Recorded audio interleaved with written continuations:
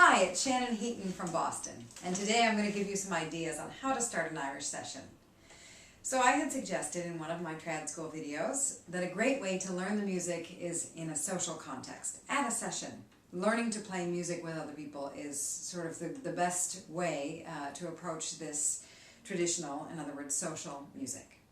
So I received a wonderful question from a flute player in New York, and she asked, how do I start a session? There are no open Irish sessions around here. How do I start one, and how do I choose tunes, considering this is going to be a new session? So, two very brilliant, proactive questions rolled in there. Number one, you don't have an open session around that is suitable for you, start one. And if you're going to be starting a session, choose some vocabulary, some tunes from the get-go to get people started. Great. So, step one, you want to find a venue, you want to find a place.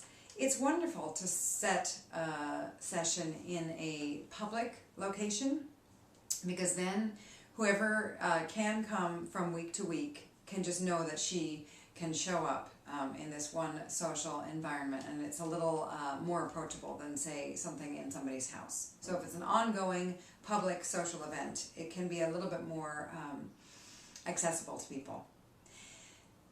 Talk to some local bars, talk to a local pizza parlor, talk to a local cafe, see if they would have music once a week. Weekly is the way to go, again, so it's ongoing. People know what to expect. They don't have to remember the first and third Wednesdays, blah, blah, blah. See if the venue will kick in an honorarium for the players, or perhaps a round of drinks. Just something so that the venue is meeting you as well, and so the venue has a vested interest in getting the word out about your session and supporting you.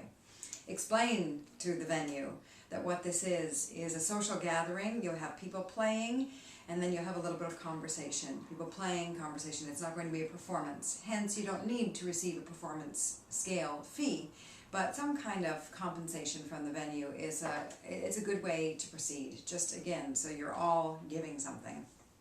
And then you are committing weekly to have a group show up, whether it's just you and your core person, and then whomever else might show up, or you've all agreed to show up weekly. So make that commitment to the venue and to yourselves. So you've got your venue, get the word out among players that you know, among musicians that you know who have always wanted to play Irish music. And while you're at it, why not distribute a list of, say, 20 tunes that you might start with? It doesn't matter what the tunes are. Any simple tunes that you already know, that you've heard on recordings. Maybe ideally, if you send out an email, you could send a link to a Dropbox of, say, 20 tunes. And you could say, for example, here are two ideas. Out on the Ocean is a nice, simple jig. And Bold Doherty.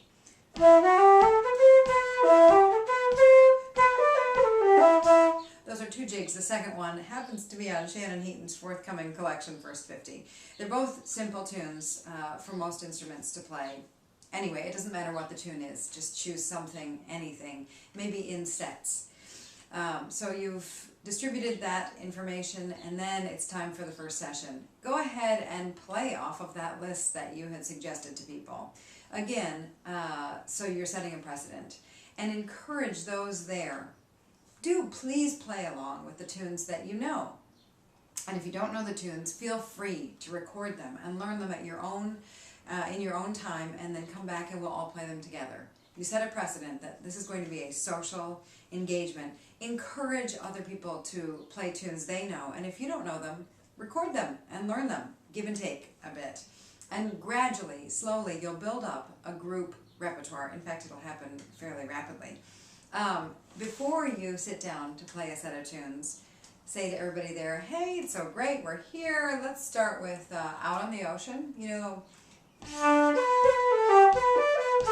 that jig in G, and then we could play Bold Doherty, the jig in E minor. How about that order? G major and E minor.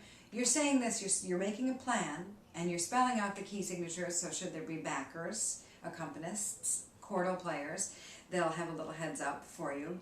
And then play through those tunes at least 3 times each. Take your time and allow people the opportunity to play along, and it will get stronger and better set by set, week by week, with just simply making a plan and then following through and carrying out that plan. So I'll end with Out on the Ocean Once, Into Bold Doherty Once, just so you hear the tunes.